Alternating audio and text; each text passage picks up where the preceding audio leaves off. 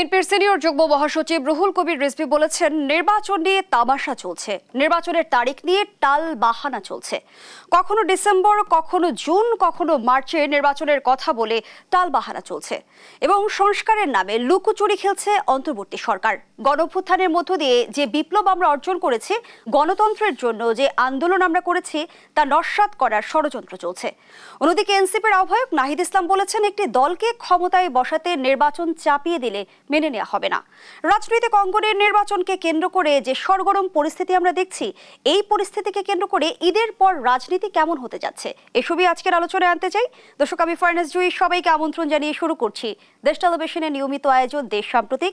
নিবেদন করছে Arail angle channel and square বার। আজকের আলোচনায় স্টুডিওতে আছেন দুজন সম্মানিত অতিথি। চলুন একে একে পরিচিত হই। আছেন শামসুজ্জামান দুদু, ভাইস চেয়ারম্যান বিএনপি। সেই সঙ্গে আরও আছেন শাহাদাত হোসেন সেলিম, চেয়ারম্যান এলডিপি ও মুখপাত্র 12 দলীয় জোট। দুজনকে আমন্ত্রণ জানাচ্ছি আজকের আলোচনায়। জনাব শামসুজ্জামান দুদু, আপনাকে দিয়ে আলোচনাটা শুরু করি। এই যে নির্বাচন নিয়ে আমরা দেখছি, রাজনৈতিক দলগুলোর মাঝে এক ধরনের মতো পার্থক্য তৈরি হচ্ছে। যেমনটি আসলে এনসিপির আহ্বায়ক নাহিদ ইসলাম বলেছে যে একটি দলকে ক্ষমতায় বসাতে নির্বাচন চাপিয়ে দিলে আমরা মেনে নেব না। অন্যদিকে আপনারা আবার বলছেন যে নির্বাচন নিয়ে এক ধরনের ষড়যন্ত্র চলছে। বাস্তবতাটা কি? সমাধান সূত্রে আমরা কিভাবে পৌঁছাবো? জি, আপনাকে ধন্যবাদ। আমার সহযোগী আলোচক, সাবেক ছাত্র নেতা, এলডিপির এখন চেয়ারম্যান, সংগ্রামী নেতা সাদত সাহেব এবং যারা দেখছেন অনুষ্ঠান, তাদেরকে শুভেচ্ছা। আসলে গণ অভ্যুত্থান করে ক্ষমতায় যাওয়ার সুযোগ সরাসরি রাজনৈতিক দলগুলোর নাই, সামরিক অভ্যুত্থান করেও নাই। ইলেকশন করে যেতে হবে। ইলেকশন ছাড়া তো বিএনপি, এলডিপি, জামাত, জাতীয় পার্টি, এমনকি নতুন রাজনৈতিক দল যে ছেলেরা করেছে, শিক্ষার্থীরা, তাদেরও ক্ষমতায় যেতে হলে যদি বয়স কভার করে, স্কুলের ছাত্র না হয়, তাহলে তাদেরও ইলেকশন করে যেতে হবে। তো ইলেকশন দিয়ে একটি দলকে ক্ষমতায় নেওয়ার আমি ঠিক ক্লিয়ার না। ইলেকশন হলে তো ক্ষমতায় যাবে। তো তারা দল করেছে, তারা বিপ্লব করেছে, তারা গণঅভ্যুত্থান করেছে, তাদের নিজেদের প্রতি এত অনাস্থা, এত অবিশ্বাস, এটা আমার কাছে খুব বিস্ময়কর ঘটনা মনে হয়েছে। মিস্টার নাইদ সাহেব যেটা বলেছে, তারা যেমনটি বলতে চাচ্ছে যে বিএনপি সংস্কারকে পাশ কাটিয়ে নির্বাচনের দিকে যেতে চাচ্ছে। আসলেই কি তাই? সংস্কার নির্বাচনের বিকল্প না। সংস্কার একটা, যেমন যে কোনো মানুষকে ঘরের বাইরে যেতে হলে কিছু পোশাক আশাক পরতে হয়, না হলে পরে তাকে পাগল ভাবতে পারে বা খারাপ কিছু ভাবতে পারে। তো অনেকটা নির্বাচনের জন্য কিছু আইন কানুন, কিছু বিষয় দিয়ে আছে, সেগুলো ঠিকঠাক করার জন্যে।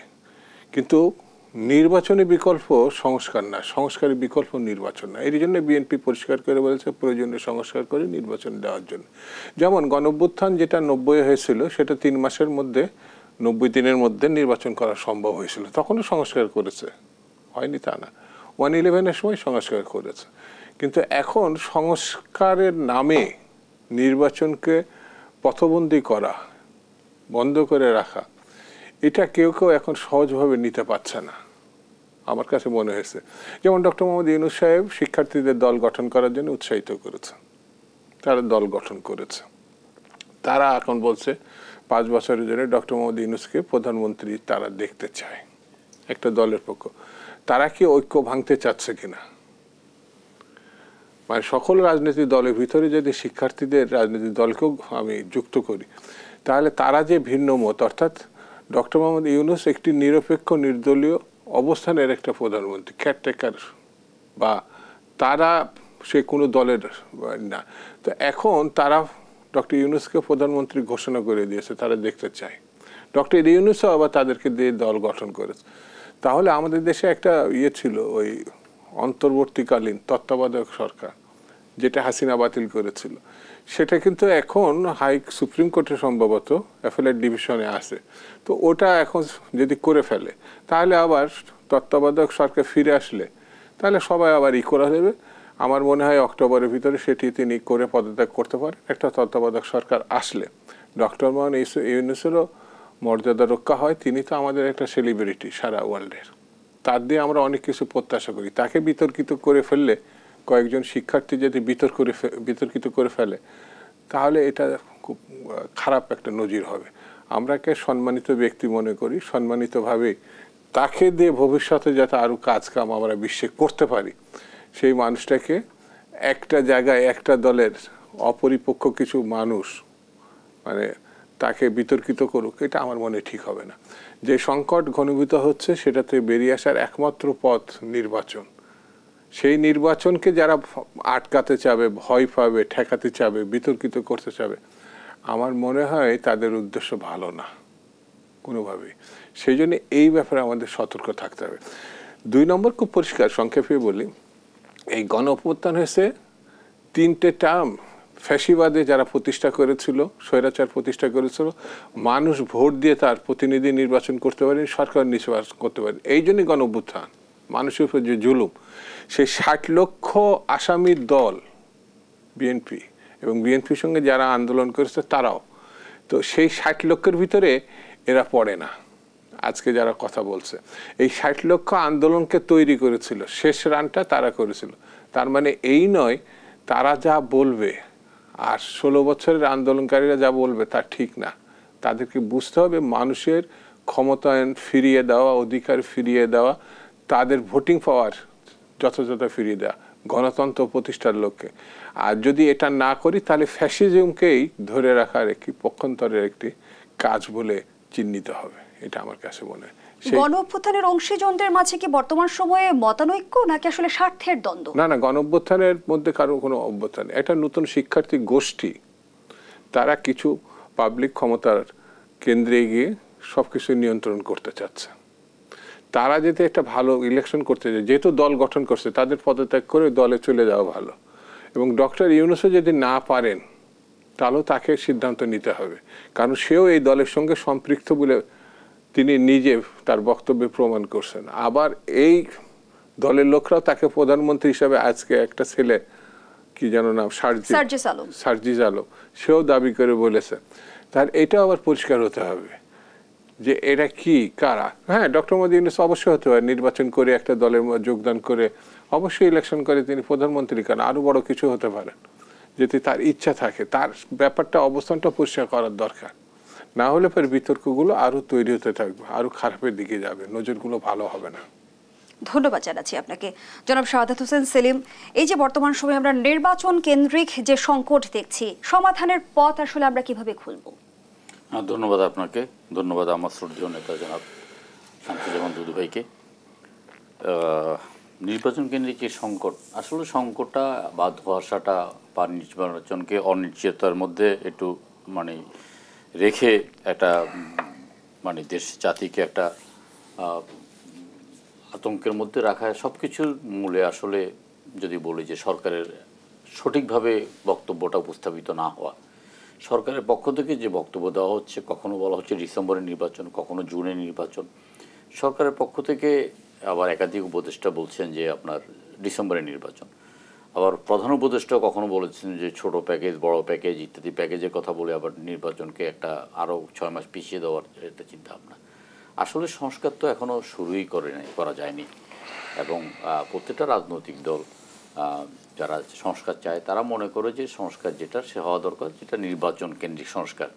নির্বাচনকে সুষ্ঠুভাবে করার জন্য গত 3টি বছর যে নির্বাচনটা হয়নি, সেই নির্বাচনটাকে অর্থবহ করার জন্য, জনগণ যেন নির্বিঘ্নে তাদের ভোটাধিকার প্রয়োগ করতে পারে সেই ব্যাপারটা নিশ্চিত করার জন্য একটা সংস্কারের দরকার, সেটা করা দরকার। এর বাইরে যে সংস্কারের মানে চিন্তাভাবনা, যেটা বিএনপি সহ প্রায় 40টি রাজনৈতিক দল আপনার দীর্ঘদিন আলাপ আলোচনা করে 31 দফা দিয়েছে, এগুলো প্রথম এই ছাত্র আন্দোলন অনেক আগেই কিন্তু এই সংস্কারের প্রস্তাবগুলো দেওয়া হয়েছে, 2 বছর আগে থেকে।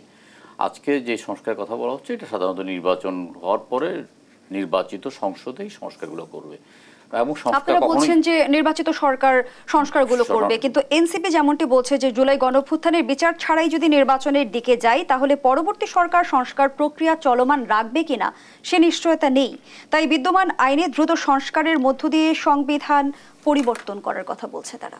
দেখুন, বিদ্যমান আইনে সংবিধান পরিবর্তনের কোনো সুযোগ সুবিধা নাই। সংবিধান পরিবর্তন করতে হলে হয় আপনার মানে নির্বাহী আদেশে করতে হবে এবং সেটা পরবর্তী সংসদে সেটা আপনার পাশ করতে হবে, অথবা জাতীয় সংসদেই সংবিধানের পরিবর্তন করতে হবে। সংবিধান তো ইতিমধ্যে আমাদের 17 বার পরিবর্তন করা হয়েছে, প্রয়োজনে 18 বার সবাই মিলে আমরা একটা মানে ঐক্যবদ্ধভাবে সংবিধান পরিবর্তন করব নির্বাচিত সংসদের মাধ্যমে।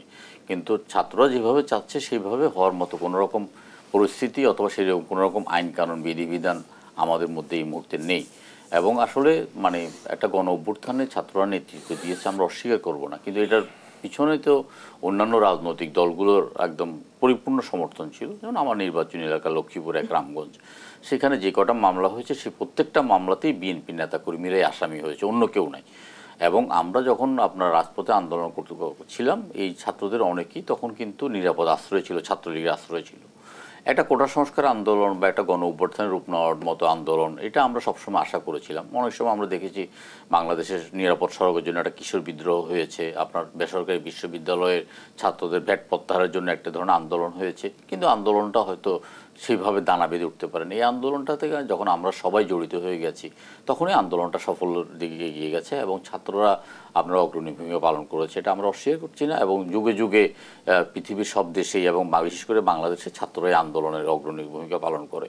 কিন্তু এটার অর্থ নয় যে এটা আন্দোলন সফল করার পরে ক্ষমতার অংশীদার হতে হবে বা ক্ষমতার মানে ভাগ বসাতে হবে। এই ক্ষমতার ভাগ বসাতে গিয়েই এই প্রবলেমটা হচ্ছে।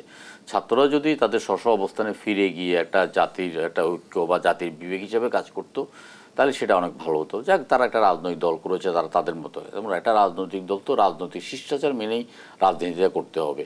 এখন যদি এই নতুন রাজনৈতিক দলের কণ্ঠে যদি আমরা শেখ হাসিনার কণ্ঠ শুনতে পাই, ফ্যাসিবাদের কণ্ঠ শুনতে পাই, সেটা আমাদের জন্য অর্থ দুঃখজনক। আমরাই তো ফ্যাসিবাদকে আমরা তাড়িয়েছি, এখন করতে দেওয়া হবে না, মানে করা যাবে না, করতে দেব না, এই কথাগুলো হলো শেখ হাসিনার কথা। বিএনপিকে নির্বাচনে আসতে দেব না, বিএনপিকে নির্বাচনে অংশগ্রহণ করতে দেব না, বিএনপিকে নির্বাচনে আপনার জয়লাভ করতে দেব না, এই ধরনের কথাগুলো তো শেখ হাসিনা নিজে ডুবেছেন, তার দলকে ডুবিয়েছেন, তার পিতাকে ডুবিয়েছেন, সব কিছু ডুবে এখন মানে হাহাকার করছেন প্রত্যেকেই।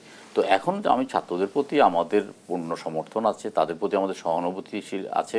আমরা মনে করি যে তারা রাজনীতি যখন করছে রাজনৈতিক দলের নিয়ম কানুন মেনেই বক্তব্য দেবেন, রাজনৈতিক শিষ্টাচার মেনেই বক্তব্য দেবেন, বড়দেরকে সম্মান করবেন। তাদের অনেকের আচার আচরণ বডি ল্যাঙ্গুয়েজে কিন্তু আমরা একটু আহত হচ্ছি। তারা আমাদের সন্তান তুল্য, তারা একটা মানে সাফল্যর অংশীদার। তো তাদের কাছ থেকে আমরা যেই রকম আশা করছি সেটা আমরা পাচ্ছি না। আর এই সংকটের একমাত্র সমাধান হলো নির্বাচন। আপনার নির্বাচনের জন্য সমস্ত জাতিমুখী আছে। আজকে বেশ কয়েকটা পত্রিকা দেখলাম যে বড় বড় শিল্পপতি গোষ্ঠী বলছেন যে আমরা কিন্তু নির্বাচিত সরকারের দিকে তাকিয়ে আছি, সমস্ত বিদেশি বিনিয়োগ বন্ধ, এমনকি দেশি বিনিয়োগও বন্ধ। কেউ কিন্তু হাট গুটিয়ে বসে আছে, নতুন কোনো ব্যবসা বাণিজ্য নাই, নতুন কোনো কর্মসংস্থান নাই। কারণ একটা অনির্বাচিত সরকার, একটা অনিশ্চিত সরকারের সময় কেউ কিন্তু বিদেশি বলেন দেশি বলেন কেউ কিন্তু বিনিয়োগ করে না, তারা পরিস্থিতি পর্যবেক্ষণ করে। আমরা সেটার থেকে উত্তরণের জন্য আমরা চাচ্ছি নির্বাচন এবং নির্বাচনে আপনি সমাধান দেখছেন। নির্বাচন এটা নির্বাচন ছাড়া না, একটা রাজনৈতিক দল তো আপনার সশস্ত্র বিপ্লব করে ক্ষমতা গ্রহণ করতেও আমরা চাই না, আবার সেনা অভ্যুত্থানের মাধ্যমে রাষ্ট্রীয় ক্ষমতা সেনাবাহিনী দখল করে সেটা আমরা চাই না। আমরা একটা গণতান্ত্রিক প্রক্রিয়াকে সমুন্নত রাখার জন্য আমরা নির্বাচনটাকে চাই। এবং আমরা বিশ্বাস করি ডক্টর ইউনূস সাহেব একজন আন্তর্জাতিক খ্যাতিসম্পন্ন ব্যক্তি। ইতিমধ্যে তিনি আপনার দেশের জন্য আপনার একটা সম্মান বয়ে এনেছেন, দেশের অর্থনীতিকে একটা মানে লাগাম টেনে ধরাটা চেষ্টা করছেন। এই মুহূর্তে ধরেন দ্রব্যমূল্য সহনীয় পর্যায়ে আছে, কিন্তু অন্যান্য ক্ষেত্রে মানুষের কিছুটা কষ্ট থাকলেও আমার মনে হয় ডক্টর ইউনূস সাহেব তার যে কমিটমেন্টটা সেটা রক্ষা করে তিনি সসম্মানে আবার তিনি আপনার সগৌরবে স্বমহিমায় আপনার মানে স্বস্থানে ফিরে যাবেন, এটা আমরা আশা করছি। জি, ধন্যবাদ জানাচ্ছি আপনাকে। জনাব শামসুজ্জামান দুদু, যেমনটি আসলে এনসিপি বলছে যে 24-এর গণঅভ্যুত্থানের মধ্য দিয়ে যে ফ্যাসিস্ট সংবিধান ছিল তা বাতিল হয়ে গেছে, গণপরিষদের মধ্য দিয়ে নতুন সংবিধানের কথা বলছে। নতুন সংবিধান গণপরিষদ নির্বাচনের মধ্য দিয়ে যদি প্রণয়ন হয়, সমস্যাটা আসলে কোথায়? সমস্যাটা হচ্ছে এরকম কোনো আইন বা পথ বা নিয়ম নাই। এনসিপি মনে করতে পারে, বলতেও পারে, এনসিপির সঙ্গে আমার এই বক্তব্য জবাবদিহিতাও নাই। সে তার মতো করে তার রাজনীতি, যেমন তারা কোনো কর্মসূচি ছাড়াই তারা একটা রাজনৈতিক দল ঘোষণা করেছে কিছু কথার উপর ভিত্তি করে। তো এইখানে ধারাবাহিকভাবেই আমাদের বাংলাদেশের প্রায় 200 বছর ইতিহাস আছে রাজনীতির, সেই ব্রিটিশ ভারতের থেকে শুরু করে পাকিস্তান, বাংলাদেশ। তো এখন এনসিপি যেভাবে মনে করছে সেটা যদি রাষ্ট্রবিজ্ঞানের রাজনীতির দৃষ্টিতে বিশ্লেষণ করতে যাব তাহলে এগুলো একটা হাস্যকর একটা প্রসঙ্গ। যেমন আমাদের দেশের স্বাধীনতা যুদ্ধ হয়েছে, লক্ষ লক্ষ মানুষ শহীদ হয়েছে, লক্ষ লক্ষ মা বোন তার আব্রুহারা হয়েছে এবং হাজার হাজার কোটি টাকা এখানে বিনষ্ট হয়েছে। তো সেই স্বাধীনতা সম্বন্ধে, যুদ্ধ সম্বন্ধে যদি তাদের কারোর ধারণা থাকে তাহলে তারা এই কথা বলবে না। এবং যুদ্ধের মধ্য দিয়েই শহীদ জিয়া রহমানের ঘোষণা, রণাঙ্গনের যুদ্ধ, তারপরে দেশ স্বাধীন হয়েছে, তারপরে একটা স্বাধীন সংবিধান হয়েছে এবং সেই সংবিধানে দেশ পরিচালিত হয়েছে, সংশোধন হয়েছে। তো এই সংবিধানকে আমি অস্বীকার করলে এই সরকার থাকে না। এই সরকারও ওই সংবিধানে শপথ নিয়েছে, এই সংবিধানের অধীনে। হ্যাঁ, এই সংবিধানে অনেকগুলো ধারা আছে, সংশোধনী আছে, যেগুলো শুধু পরিবর্তন না, সেগুলো সংবিধান থেকে অপসারণ করার যোগ্য। কিন্তু সেটি কোনো দল পারে না, কোনো পার্লামেন্ট ছাড়া, কোনো সরকার পারে না পার্লামেন্ট ছাড়া। এটা আপনাকে যেতেই হবে। জনাব শামসুজ্জামান দুদু, সেখানেও কিন্তু তরুণ নেতারা প্রশ্ন রাখছে যে আইন মেনে কিংবা সংবিধান মেনে কি আসলে গণঅভ্যুত্থান হয়েছে? আইন মেনে গণঅভ্যুত্থান হয় না, কিন্তু গণঅভ্যুত্থান আইনকে প্রতিষ্ঠা করে, গণতন্ত্রকে প্রতিষ্ঠা করে, জনগণের পার্লামেন্ট কি বিশ্বাস প্রতিষ্ঠা করে, জনগণের সরকার প্রতিষ্ঠা করে। মুক্তিযুদ্ধ কিন্তু সংবিধান মেনে হয় নাই, মুক্তিযুদ্ধ হয়েছে সংবিধান, তৎকালীন পাকিস্তানের সংবিধানকে অস্বীকার করে। এটা আপনাকে মনে করতে হবে। কিন্তু একটি স্বাধীন দেশ জন্ম দিয়েছে, তারপরেই সেই স্বাধীন দেশ পরিচালনার জন্য সংবিধান তৈরি হয়েছে। কেউ যদি সেটি অনুধাবন করতে ব্যর্থ হয় তাহলে 24-এর যে গণঅভ্যুত্থান, এই ভাবনা তারা ব্যর্থ হবে।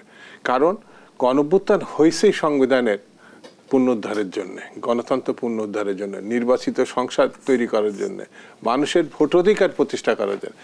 এখন যদি আমি সেই পথে না গিয়ে নানা রকম উদ্দেশ্যমূলক কূটজাল তৈরি করি তাহলে বুঝতে হবে যে হাসিনার সঙ্গে পরবর্তী যারা গণঅভ্যুত্থানকারী হিসাবে দাবি করছে তাদের পার্থক্যটা কি। হাসিনা নানান কায়দায় নিজের মতো করে জালিয়াতি করে নির্বাচন করছে এবং সেই নির্বাচন দেশই না, সারা বিশ্ব এটা সম্বন্ধে একমাত্র ভারত ছাড়া এটা সমর্থন দেয় না, নির্বাচনই না। তো সেই নির্বাচন না বলেই একটা গণঅভ্যুত্থান হয়েছে। সে ছাত্ররা করুক আর সবাই মিলে করুক, গণঅভ্যুত্থানটা সংগঠিত হয়েছে। শুধু 1 মাসের কথা, যেটা সাদা সাহেব বলল, লক্ষ্মীপুরের একটা জেলাতে যতগুলো মামলা হয়েছে সেখানে এইসব অভ্যুত্থানকারী না। আমি যদি আপনি দেখতে চান সারা বাংলাদেশে বেগম খালেদা জিয়া, তারেক রহমান সহ এমন কোনো জাতীয় নেতা নেই যাদের নামে মামলা নাই এখনো এই পর্যন্ত। 60 লক্ষ আসামি, 2.5 লক্ষ মামলা, জেল, জুলুম, নিপীড়ন সবকিছু আমরা দেখেছি 1.5 দশকে জনাব শামসুজ্জামান দুদু। এবং আওয়ামী লীগের শাসনামলের সবচেয়ে বেশি ক্ষতিগ্রস্ত হয়েছে বিএনপি।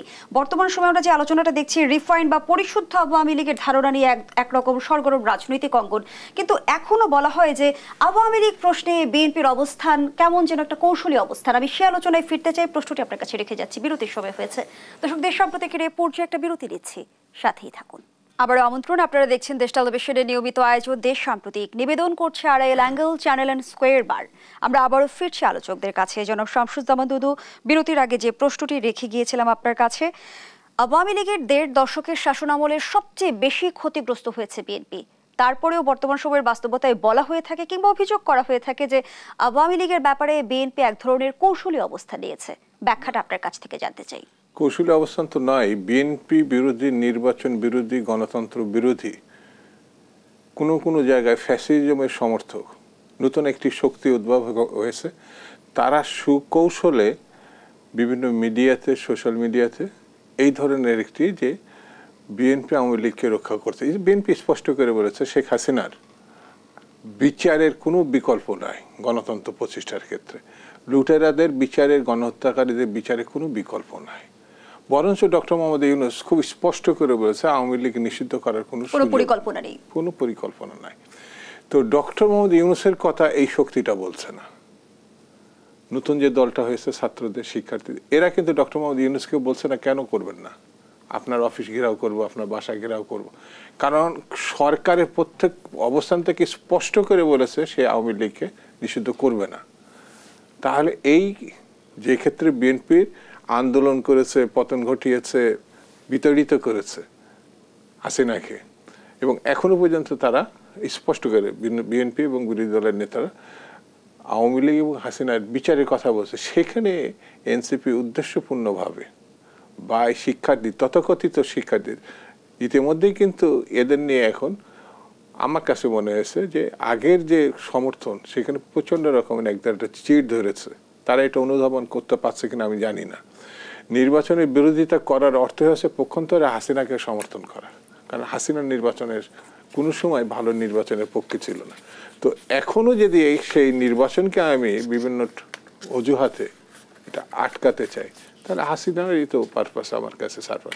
কারণ নির্বাচন না হওয়াটাই সংকট বাড়াবে এবং পক্ষান্তরে এটা হাসিনার পক্ষে যাবে। তো নির্বাচন করলে সংকট কমবে, সবাই জানে। নির্বাচিত সরকারই দরকার, গণতন্ত্রের একমাত্র পথ হচ্ছে নির্বাচন। তো সেই কারণে আমার কাছে মনে হচ্ছে এরা কৌশলী হাসিনাকে রক্ষা করতে চাচ্ছে, ডক্টর ইউনূসকেও রক্ষা করতে চাচ্ছে, ফ্যাসিবাদকে রক্ষা করতে চাচ্ছে। এটা তাদের জন্য ভালো কিছু বয়ে নিয়ে আসবে না আমার বিবেচনায়। নিশ্চয় আপনি অবগত আছেন, সম্প্রতি গৃহযুদ্ধের পরিকল্পনা ও সরকার উৎখাতে ষড়যন্ত্রের অভিযোগে শেখ হাসিনা সহ ৭৩ জনের বিরুদ্ধে মামলা দায়ের হয়েছে। বর্তমান সময় আমরা দেখতে পাচ্ছি যে স্বৈরাচার হাসিনার পতন হলো, ষড়যন্ত্র কিংবা কুটচাল বা কুচক্র কিন্তু থেমে নেই। না, কোনোভাবেই থেমে নেই। শেখ হাসিনা ওখানে যেমন আছে, তার কাছে দুটো জিনিস কিন্তু এখনো আছে, সরকারি জায়গায় মিনিমাম টাচ করতে পারে না।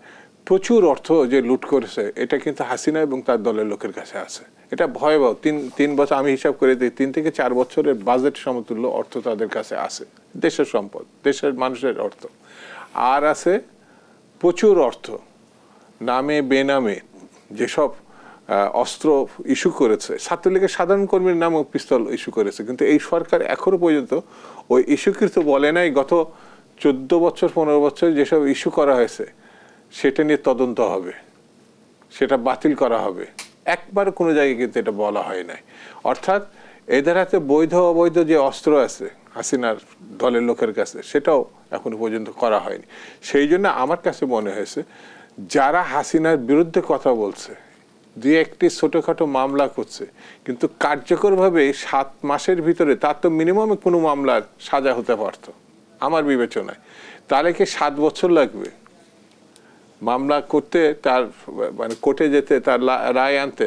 অথচ আমাদের সপ্তাহে সপ্তাহে বিএনপি নেতাকর্মীদের মামলায় সাজা দেয় নাই, তারা এখনো পর্যন্ত অনেকে জেলে আছে, যে মামলা এখনো পর্যন্ত এই সরকার, যেমন এই সরকারে আসার পরে ডক্টর ইউনূসের নামে একটা মামলাও নাই, একটাও নাই। সাজা ছিল সেটাও নাই। এমনকি তার ব্যবসায়িক প্রতিষ্ঠানে 6 বছরের কর মওকুফ করা হয়েছে। ডক্টর ইউনূসকে আমি খারাপ হিসাবে চিহ্নিত করতে চাচ্ছি না, এগুলো তো ভালো নজির না।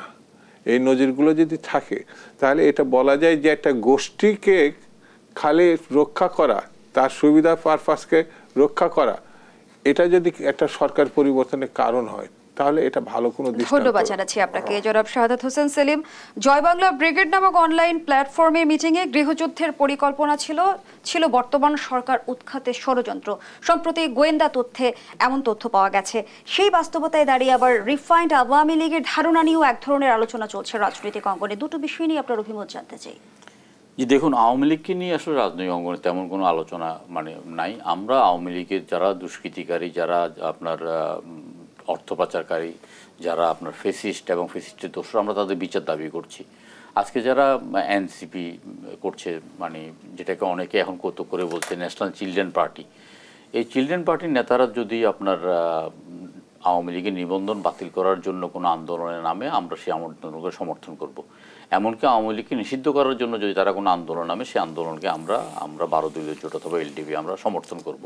কিন্তু তারা যদি ফাঁকা আওয়াজ দিয়ে, তো আর এখানে আওয়ামী লীগকে নিষিদ্ধ করা যাবে না, এবং ফাঁকা আওয়াজ দিয়ে আওয়ামী লীগকে আপনার বিরত রাখা যাবে না। আমরা দেখছি যে এক ধরনের আওয়ামী লীগের পুনর্বাসন তারা করছে বিভিন্ন জায়গায়। তারা যে আপনার যে চিলড্রেন পার্টি করছে, সেই চিলড্রেন পার্টিতে বুড়ো বুড়ো আওয়ামী লীগের নেতাদেরকে তারা পুনর্বাসন করছে।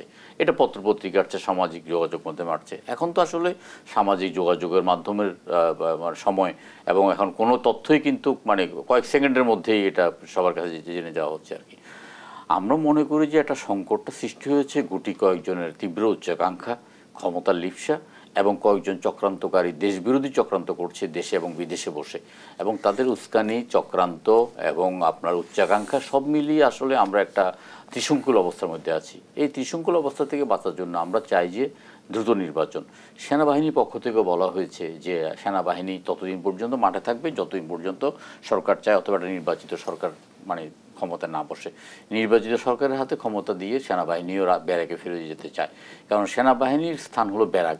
সেনাবাহিনী যত বেশি ব্যারাকে থাকবে, যুদ্ধকালীন সময়ের জন্য প্রস্তুতি গ্রহণ করবে ততই ভালো। সেনাবাহিনী যত বেশি আপনার জনগণের সাথে মিশবে, যত বেশি করবে, ততই কিন্তু নানাবিধ সমস্যার সৃষ্টি হবে। এখন এখানে যে শুধুমাত্র আপনার যে রাজনৈতিক অঙ্গনকে বিতর্কিত করা, রাজনীতিকে তারা মানে শিশু পার্টির রাজনীতিকে আপনার আরও বিকশিত করার জন্য নির্বাচনকে বিলম্বিত করার প্রচেষ্টাই শুধু না, দেশপ্রেমিক সেনাবাহিনীকেও পর্যন্ত বিতর্কিত করার একটা মানে ষড়যন্ত্র চলছে। দেখুন, আমরা সবসময় মনে করতাম যে আন্দোলনে একটা পর্যায়ে এসে দেশপ্রেমিক সেনাবাহিনী সরকারের পক্ষে থাকবে না, সরকারের বিপক্ষে তাদের বন্দুকের নল ঘুরে যাবে, এবং হয়েছেও তাই। আপনার সেনাবাহিনী মাঠে ছিল, কিন্তু প্রথম দিন ছাড়া আর কোনো দিন তারা গুলি করে নাই, এবং 3 তারিখে তারা কালেকটিভলি একটা সিদ্ধান্ত নিয়েছে যে জনগণের মুখোমুখি দাঁড়াবে না সেনাপ্রধান সহ, এবং সেনাপ্রধানের একটা ঐতিহাসিক ভূমিকা আছে যেটা ইতিহাসে স্বর্ণাক্ষরে করে লেখা থাকবে। কিন্তু আমরা দেখছি যে সেনাবাহিনীর প্রধানকেও বিনা কারণে মানে কেউ কেউ উস্কানি দিয়ে এটাকে বিতর্কিত করছে, এবং ছাত্রদের মধ্যেও কেউ কেউ নাবালক সুলভ আচরণ করে যে কথাটা এখন প্রচার করার কথা নয়, যে কথাটা আলোচনা হয়েছে 4 দলের মধ্যে, সেটা যেটা প্রকাশ করলে শপথ ভঙ্গ হবে। একটা গোপনীয়তার শপথ কিন্তু উপদেষ্টা নিয়েছেন, সেই উপদেষ্টা যদি গোপনীয়তার শপথটা ভঙ্গ করে তাহলে তো তার আর উপদেষ্টা পদে থাকার কথা না। তো সব মিলিয়ে আসলে পরিস্থিতিটাকে একটা ভিন্ন প্রকৃতিতে প্রবাহিত হচ্ছে। দেশের অর্থনীতির উপর এটা আঘাত আনবে, দেশের পররাষ্ট্রনীতির এটা আঘাত আনবে। আপনার দেশে তো অনেক কিছুই এখন পর্যন্ত সচল করতে পারে নাই, যেমন আপনার ট্রাফিক ব্যবস্থা হতে আরম্ভ করে যোগাযোগ ব্যবস্থা হতে আরম্ভ করে সামাজিক দুর্নীতি বিভিন্ন জায়গায় কিন্তু হাত দিতে পারে নাই। চাঁদাবাজি হচ্ছে, চাঁদাবাজিটাকে আপনার রুখে দেওয়ার মতো আপনার প্রশাসনের যে অবস্থা সে অবস্থাটা নিতে পারে নাই। তো এই ক্ষেত্রে আমরা মনে করব যে আসলে আমি আবারও বলছি যে কিছু মানে কয়েকজনের তীব্র উচ্চাকাঙ্ক্ষার আমরা হয়তো বলি হতে যাচ্ছি, কিন্তু আমরা মনে করি যে ডক্টর ইউনূস সাহেব একজন প্রাজ্ঞ ব্যক্তি, বিজ্ঞ ব্যক্তি, নোবেল লরিয়েট, এবং তিনি সারা পৃথিবীব্যাপী একটা সমর্থিত অবস্থায় আছেন। এই মুহূর্তে আমাদের ডক্টর ইউনূস সাহেবের বিকল্প তখন কেউ ছিলেন না, কিন্তু বিকল্প যে কখনোই থাকবে না, যেটা শেখ হাসিনা বলতো যে বিকল্প তৈরি হয়ে যায়। এখন যেমন আপনার ডক্টর ইউনূস সাহেবের কিছু কার্যকলাপ এবং তার উপদেষ্টা মণ্ডলীর কিছু কার্যকলাপ, যেটা আমরা 15 বছর যাবৎ নিরপেক্ষ সরকারের অধীনে নির্বাচনের জন্য আমরা দাবি করে আসছি, সারা জাতি একটা প্রশ্নে ঐক্যমতে এসে পড়ছে, এই সরকারকে আর কিন্তু নিরপেক্ষ সরকার বলা যাচ্ছে না। আমি এখনও বলবো যে যারা রাজনীতি করতে চান উপদেষ্টারা তারা পদত্যাগ করেন, পদত্যাগ করে এসে আপনার রাজনীতিতে আসেন, মোস্ট ওয়েলকাম, কোনো সমস্যা নেই। রাজনীতি বাংলাদেশে 18 বছরের ঊর্ধ্ব যে কোনো আপনার লোকই জাতীয় রাজনীতি করতে পারে, কিন্তু আপনার সরকারের থেকে আপনার গাছেরটাও খাবেন আবার তলারটাও কুড়াবেন, এটা হতে পারে না। আবার একটা কিংস পার্টি করে এবং কিংস পার্টিকে রাষ্ট্রীয় পৃষ্ঠপোষকতায় ফুলে ফেপিয়ে আপনার মানে ক্ষমতায় আনার জন্য একটা চেষ্টা চলবেন, সেটাও কিন্তু হবে না। কিন্তু বিএনপি মহাসচিব কিন্তু আজকে কিন্তু আপনার ইফতার অনুষ্ঠানে কিন্তু অনেকগুলো কথা বলেছেন। তিনি বলেছেন যে এখনও ষড়যন্ত্র শেষ হয় নাই। তিনি বলেছেন যে নির্বাচনের জন্য হয়তো বিএনপিকে এবং তার সমমানা দলকে আবার মাঠে নামতে হতে পারে। তিনি বলেছেন, সেখানে আমার প্রশ্ন, নির্বাচনের সংকটের সমাধান কি আসলে রাজপথে হবে নাকি টেবিলে হবে? আমি সে আলোচনায় ফিরবো, আবারও বিরতি সময় হয়েছে। দর্শকদের সব প্রতিক্রিয়া পর্যায়ে আবারও বিরতিতে যাচ্ছি, সাথেই থাকুন। ফিরছে আলোচনায় সাদাত হোসেন সেলিম। যে আলোচনায় আমরা ছিলাম, যেমনটি বিএনপি মহাসচিব মির্জা ফখরুল ইসলাম আলমগীর বলেছেন, আমাদের স্বার্থে, জনগণের স্বার্থে যদি কোনো বিঘ্ন সৃষ্টি করা হয় তাহলে বিএনপি আবারও মাঠে নামবে। নির্বাচন কেন্দ্রিক যে সংকট দেখছি সেটা কি আসলে রাজপথে নাকি টেবিলে আলোচনার মাধ্যমে, কোন পথে সমাধান? আমরা তো এখনো আশা করছি যে সেটা টেবিলে সমাধান হবে, কারণ এখন পর্যন্ত আমরা টেবিলে আলোচনা করছি। আপনার সরকার সংস্কার কমিটি করেছে, আপনার সংস্কার কমিশনের কাছে আমরা তাদের যে প্রশ্নগুলো ছিল সেগুলো উত্তর দিয়েছি। তারপরে এটা নিয়ে আলোচনা হবে, আমরা যেগুলোতে একমত থাকবো, কিছু তাদের দ্বিমত থাকবো। সব মিলিয়ে রাজনৈতিক দলগুলো যেটাতে একমত থাকবে সেটা তো ধরেন সরাসরি এটা পাস বলে গণ্য হবে। দ্বিমত থাকলে সেটা নিয়ে আলোচনা হবে। আবার যেটার ব্যাপারে আপনার আলোচনা করার প্রয়োজন থাকে সেগুলো আলোচনা করবে, কিছুদিন আলোচনা চলবে। পাশাপাশি নির্বাচনের প্রশ্ন আমরা চাই যে আলোচনার টেবিলে এটা মানে সমাধানটা হোক, কারণ রাজপথে আসলে আমরা তো প্রত্যেকেই একসাথেই আন্দোলন করেছি এই স্বৈরাচার হাঁটানোর জন্য। এখন তো আর প্রতিপক্ষ আওয়ামী লীগ নেই বা আওয়ামী লীগের দোসররা নেই, তাহলে আমরা আন্দোলনটা করব কার বিরুদ্ধে? আমরা নির্বাচন দাবি আদায়ের জন্য শান্তিপূর্ণভাবে হয়তো বিভিন্ন জায়গায় আমরা ধর্ণা দিতে পারি, আমরা দাবি তুলতে পারি, আমরা সভা সমাবেশ করতে পারি, কিন্তু তার মানে এটা নয় যে আসলে তীব্র আন্দোলন করতে হবে। আমার কাছে এটা মনে হয় না, কারণ আমার কাছে মনে হচ্ছে যে ডক্টর ইউনূস সাহেবের যে বয়স এবং যে অবস্থান, যে সম্মানটা উনি পেয়েছেন সেই সম্মানটা উনি নষ্ট করবেন না। উনিও চাইবেন যে আলোচনার টেবিলে, আমরাও চাই যে আপনার আপনি প্রত্যাশা রাখছেন আলোচনার টেবিলে সমাধানের। জনাব শামসুজ্জামান দুদু, যেমনটি আসলে আমরা দেখছি যে গণঅভ্যুত্থানের ক্ষত এখন আমাদের বয়ে বেড়াতে হচ্ছে। 7 মাস পেরিয়ে গেছে, বিএনপি যদি আবারও নির্বাচনের ইস্যু নিয়ে রাজপথে নামে, আবারও কি আমরা তাহলে সংকটের রাজনীতিতে প্রবেশ করব? আপনাকে একটা জিনিস খুব গভীর মনোযোগ দিয়ে দেখতে হবে, গণতন্ত্র মানে আলোচনার মধ্যে দিয়ে সমাধান, কিন্তু দাবি আদায় এটা কখনো আলোচনার মধ্যে সমাধান যদি না হয় তখন বিকল্প পথটা কি এটা দেখতে হবে।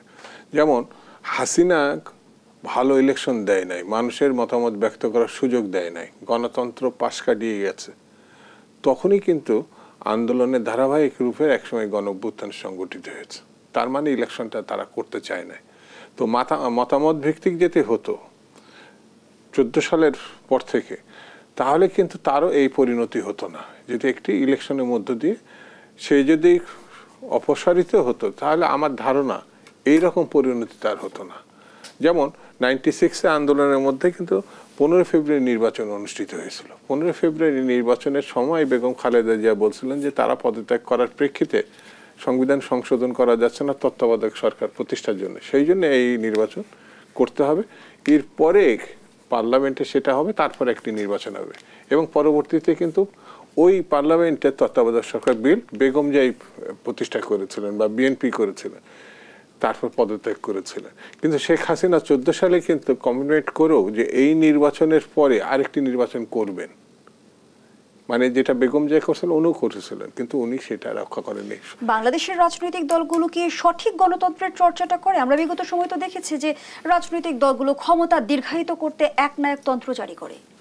আমি এই জায়গাটা স্পষ্ট করে বলি, যে রাজনৈতিক দল যখন গণতন্ত্র অবস্থান থেকে সরে গেছে, একেবারে স্বাধীনতা পরবর্তী অবস্থান থেকে, সেই দল যত বড় দলই হোক, মানুষ তাকে সহজে অ্যাকসেপ্ট করতে পারে নাই পরিবর্তনের ধারায়, তখন তারা এটা বুঝতে পেরেছে। এখন যেমন ডক্টর মোহাম্মদ ইউনূস সাহেব একটি পরিবর্তনের ধারায় গণতন্ত্র প্রতিষ্ঠার লক্ষ্যে তিনি কিন্তু এসছেন। এখন সেটি যদি সম্ভব না হয়, তাহলে আমি শুরুতেই বলেছি এরকম একটা বিচক্ষণ ব্যক্তিকে যে বাংলাদেশের দিতে পারতো, তাকে আমরা হারাতে পারি। অর্থাৎ পরিবর্তনের ধারায় যদি নেতৃত্ব দিতে ব্যর্থ হয়, অতীতে অনেক বড় বড় নেতা ধস নেমে গেছে। শেখ হাসিনা সাম্প্রতিকতম একটা উদাহরণ। তাকে শুধু পালিয়ে যেতে হয়নি, তার দল, তার পরিবার সবকিছু নিশ্চিহ্ন হয়ে গেছে। তো এই নিশ্চিহ্নতা তার সঠিক সিদ্ধান্তের অভাবের কারণে। নিশ্চয়ই আপনারা শান্তিপূর্ণ সমাধানেরই প্রত্যাশা রাখবেন। শুধু শান্তিপূর্ণ না, যতক্ষণ পর্যন্ত সহযোগিতার প্রয়োজন পাবে সেটাও আমরা করতে যাই। শুধু আমরা না, আমাদের সঙ্গে যারা আন্দোলন করেছে তারাও করতে চায়। শেষ পর্যায়ে শেষ করছি দেশ সাম্প্রতিকের আজকের আয়োজন। ধন্যবাদ এতক্ষণ আমাদের সাথে থাকার জন্য।